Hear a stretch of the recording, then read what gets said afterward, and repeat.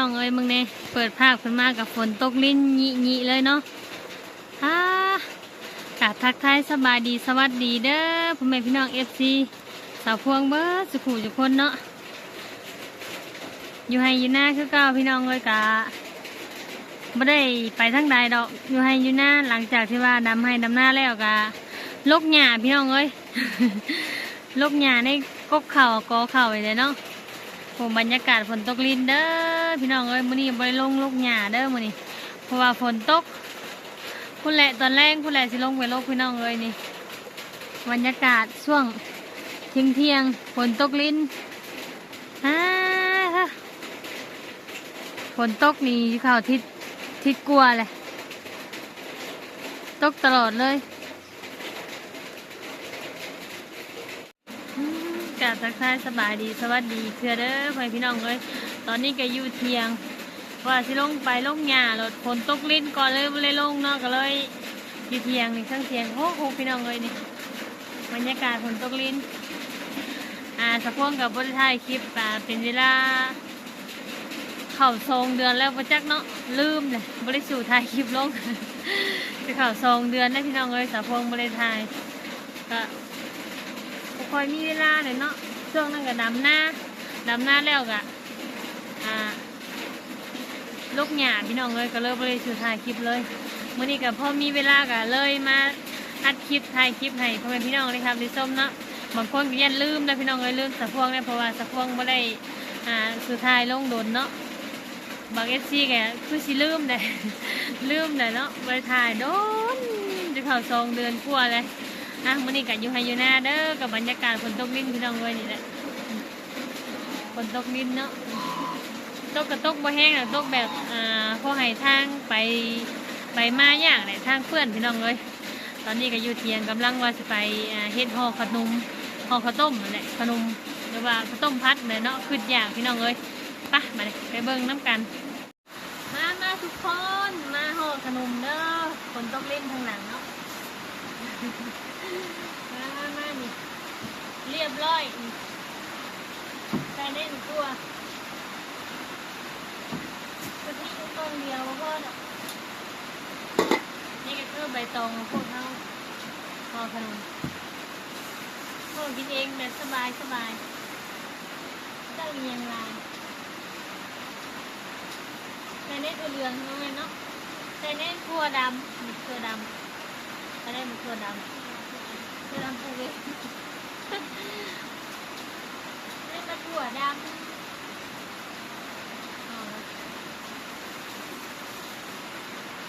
สองน้ำบุสองหน่อยแล้วทุกคนเย็นหม้อครับ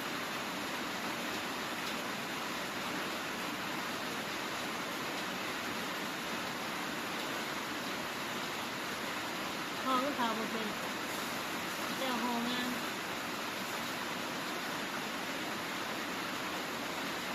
ไม่ห่อแบบธรรมดาห่อแบบซิ่ว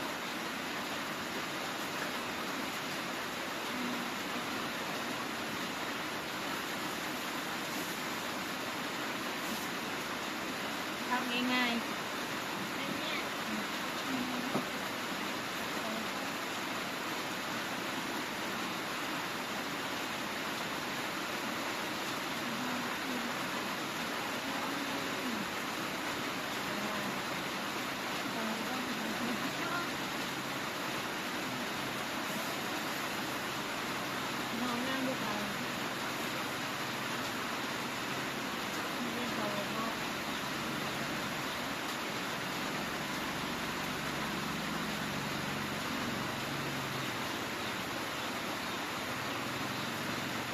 ตกลิ้นเล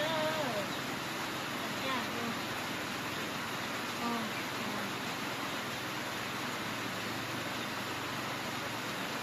เป็นเข้าไปซื้อ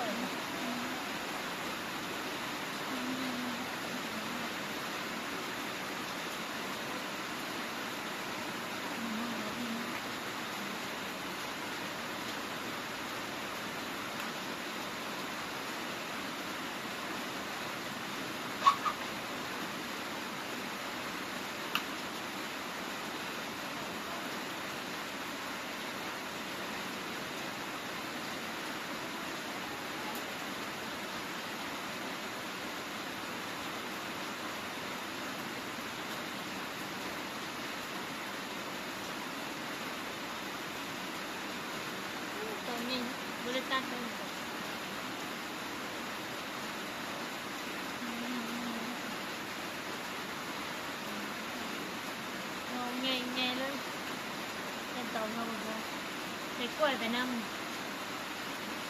พอกินเองเนาะต้องเฮ็ดงามเนาะ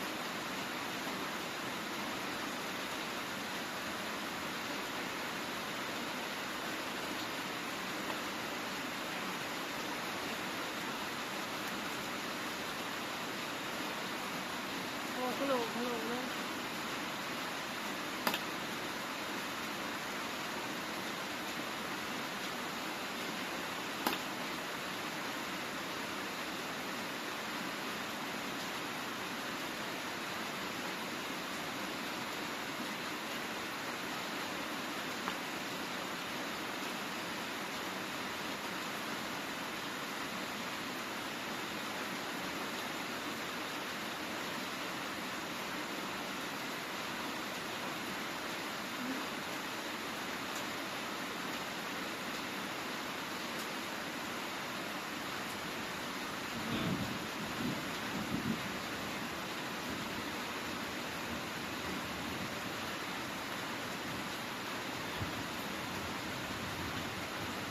ผ้าดำ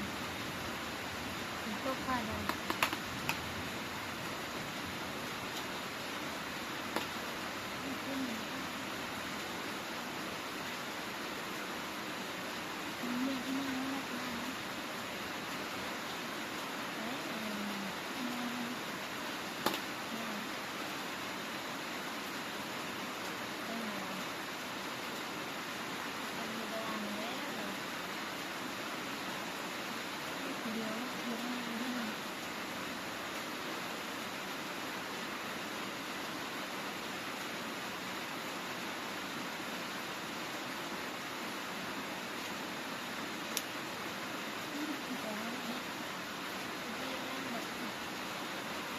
ยืมมันยังไปคือ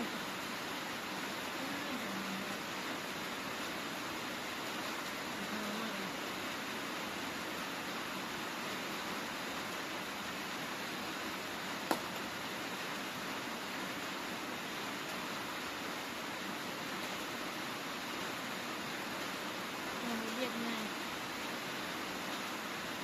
ปุ๊บโอเคต้องเสร็จ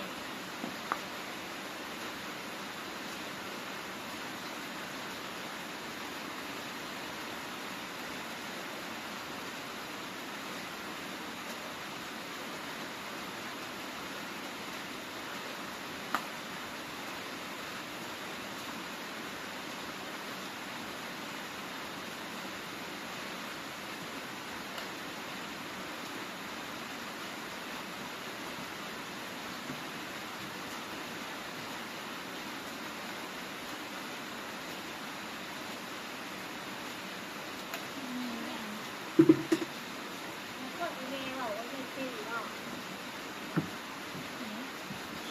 เจอบัตรภาษีเจ้าอยากบอกอะไรบอกเคยกินนี่เราถึงแก่ให้เก็บบอกคำนี่ได้ทุกคนหนึ่งหม้อที่สองอันนี้เนาะเรียบร้อยหม้อทำมิตรเอาไปแล้วเอาไปหนึ่งแล้วแต่นี่หม้อที่สองกำลังห่อที่ท้ายมันไงฝนตกนะพอดีห่อขนมมุกแล้วเลยฝนตกลิ้นนี่ฝนตกลิ้นบรรยากาศนอนเว้นนะพี่น้องเด้อก็พอดีเลยเนาะเข้ากับผ้ากันมาทำการห่อขนมสีมันมืดเด้อนี่พอดีหม้อที่หนึ่งมืดฉันพี่น้องเลยบรรยากาศฝนตกลิ้นเด้อพี่น้องเลยสาหัสกำลังห่อหม้อที่สองเนาะหม้อที่สองหม้อที่หนึ่งข้างแล้วมารอรุ่นตอนขนมซุกพี่ป้าบรรยากาศฝนตกลิ้นนี่มาตกลงมาเทลงมา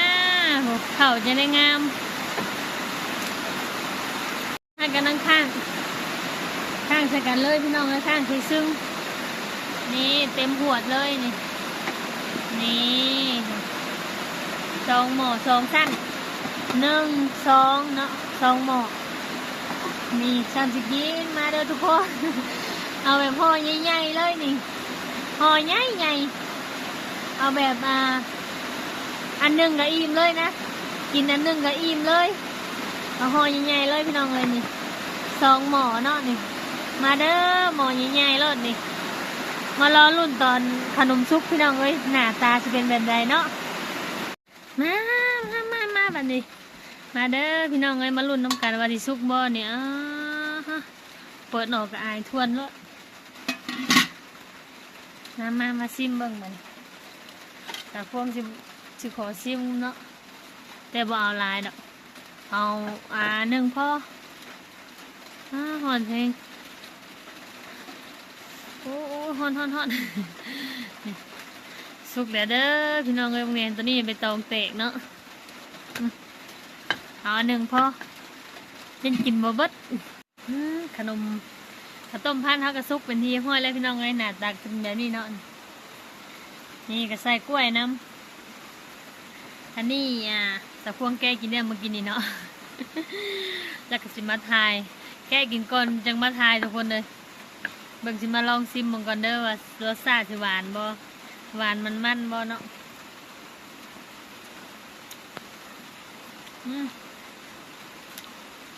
หวานมันพอดีแซ่บเนาะแบบบ่หวานแห้งออกสิมันหน่อยนึงแซ่บสาวฮัดเห็ดพี่น้องเลย